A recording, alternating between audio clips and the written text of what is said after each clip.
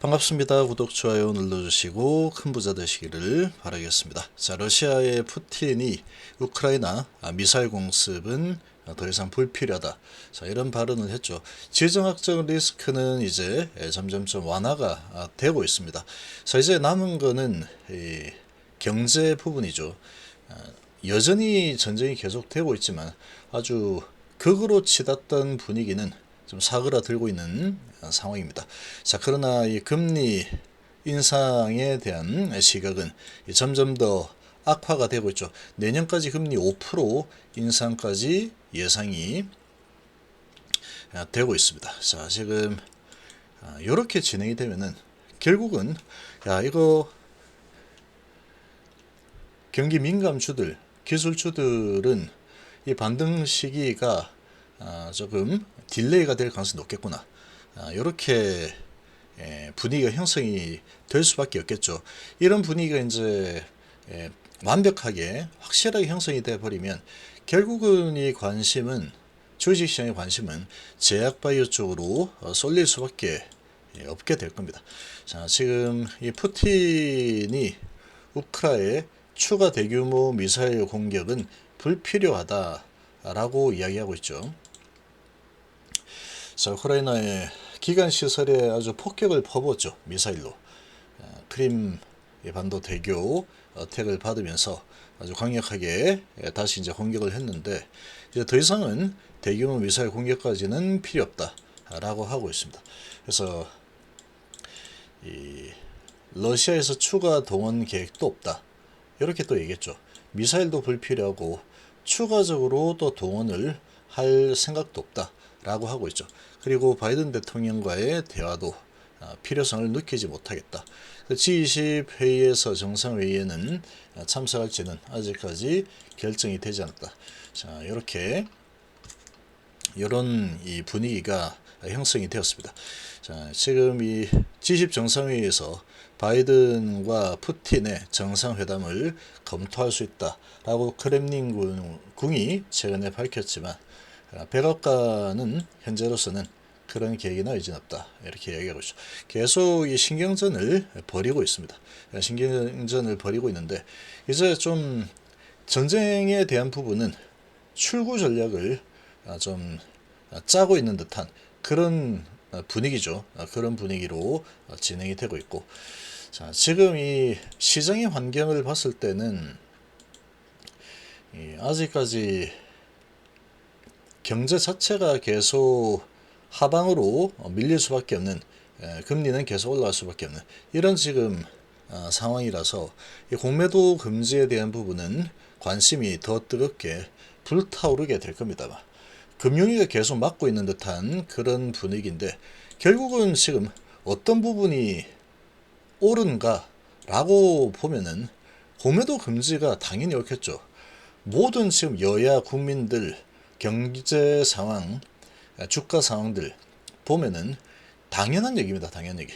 지금 금융위만 열심히 반대를 하고 있는 상황인데 지금 이 금융위도 결국은 움직일 가능성이 점점 커질 수밖에 없는 분위기가 형성이 계속되고 있죠. 자, 어제 미증시가 개장을 했을 때는 플러스로 진행을 했습니다. 플러스로 진행을 했는데 급락으로 마감했죠. 플러스로 진행을 한 이유를 보면은 이제 특별하게 시장을 크게 누를 만한 이 악재가 나올 만한 부분은 없습니다. 그런 부분은 없는 상황이죠. 없는 상황으로 이미 불확실성이 해소가 된 아주 악재로 나왔지만 소비자 물가지수 안 좋더라. 근데 그 이후에 이제 나올 만한 악재는 없다라는 거죠. 그리고 엄청난 낙폭 과대가 호재였는데 여기 이제 최근 러시아의 추가 군사 동원 계획도 없고 대규모 미사일 발사 생각도 없다. 그런 상황이니까 뭐 이제 더 이상 나올 악재는 없네. 이런 분위기로 진행이 되는데 호재는 아주 큰 낙폭 과대였죠. 근데 시장 상황은 여전히 좋지 않다라는 분위기가 급작스럽게 형성이 되면서 이렇게 크게 또 밀려버리죠. 시장이 초반에 좋았죠. 올라가다가 지금 주가가 올라가는 게 이게 맞는 건가 하면서 다시 또 이렇게 밀려 내려왔습니다. 근데 실제로 지금 인플레이션에 대한 부분은 아직 정점을 찍기에는 시간이 좀 걸리겠죠. 내년 초에 금리 5%까지 올라갈 거다라는 시각까지 나오고 있습니다. 자, 지금 바클레이즈가 내년 2월 달에 금리 5%에서 5.25% 전망이 되고 있다. 인플레 전쟁은 참패를 했고 물가 잡기를 위한 금리 인상, 전 세계가 고통을 분담을 해야 된다. 워낙에 돈을 많이 풀어놓은 상황이니까 잘 안 잡히죠. 지금 코로나 때 돈을 워낙에 많이 풀었죠. 여기다 이제 전쟁이라는 부분까지 변수가 생기니까 더 오래 걸리는 상황이다. 그러나 결국은 잡히게 되어 있습니다. 어찌됐건 간에 주식시장이 한 번도 이렇게 그냥 박살나서 무너져 가지고 올라가지 못한 적은 한 번도 없기 때문에 시기가 언제이냐 이게 문제일 뿐이죠. 자, 그렇지만 그 시기가 점점 좀 딜레이가 되고 있는 듯한 그런 분위기로 흘러가고 있죠. 자, 지금 9월 CPI가 상당히 좀 높게 나왔죠. 높게 나왔는데 추이를 보면은 소비자 물가지수, 근원 물가지수 중요하죠. 근원 물가지수가 쭉 올라서다 2022년 3월까지 올라섰고 그 다음에 좀 안정되는 듯 하다가 다시 7, 8, 9월 달 가면서 6.6까지 아주 크게 올랐죠. 지금 크게 올랐고 소비자 물가는 쭉 정점을 찍어주고 계속 하방 추세를 보이고 있습니다. 일단은 금리 인상에 대한 효과가 좀 나오고 있긴 하죠. 그러나 이 근원 물가가 계속해서 방향을 위로 좀 잡고 있다 보니까 이 자이언트 스텝이 일어나는 부분은 뭐 당연한 상황이다 라고 보고 있죠. 가능성이 이제 90%에서 이제 97%까지 올라갔습니다. 거의 확정적이죠. 거의 확정적이다.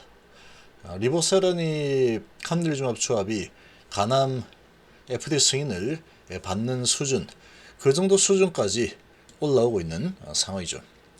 금리 인상 속도 조정에 대해서 기대를 할 수 없을 뿐 아니고 내년 초에 당초 예상했던 것보다도 더 큰 폭의 금리 인상 전망까지 나오고 있는 상황이죠.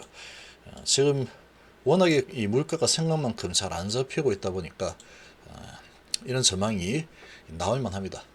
연준 관리들은 올해 말까지 금리가 4에서 4.5% 오를 것을 전망하고 있는 것으로 지난 12일 공개된 9월 FOMC 의사록에서 나타났죠. 반면에 이날 물가 발표 후에 바클레이즈의 연준이 12월에도 금리 0.75%포인트를 올리고 2월이면은 금리가 5%에서 5.25% 정도까지 상승할 것으로 전망을 조정했습니다. 이런 전망이 나올 만합니다. 지금 워낙에 지금 물가가 잘 안 잡히고 있기 때문에. 자, 그러나 항상 정점은 있습니다. 정점은 도달하게 돼 있다. 근데 그 정점 도달하는 부분이 조금 딜레이가 되고 있는 상황이구나, 이렇게 볼 수 있죠. 자, 이렇게 진행이 되면은 결국은 그 사이에 주가는 이거 반등하기가 좀 쉽지 않겠다. 기업의 실적은 계속해서 하방 압력을 계속 받을 수밖에 없겠구나. 제조업들, 기술주들. 자, 이렇게 되면은 결국은 제약바이오 부분이 피난처 역할을 할 수밖에 없겠죠. 제약바이오 쪽을 일단 피신을 하자라는 피난돈들이 몰려올 수밖에 없는 환경이다. 그렇게 볼 수 있죠. 인플레이션이라는 부분이 지금 가장 큰 문제이기 때문에 이런 부분에서 그나마 좀 자유로울 수 있는 부분이 제약바이오 부분이니까, 자, 이런 관점에서 좀 본다 그러면 결국은 제약바이오 섹터가 이제 대안이 될 수 있는 상황이다, 이렇게 볼 수 있고, 여기에 특히 공매도의 밥이죠.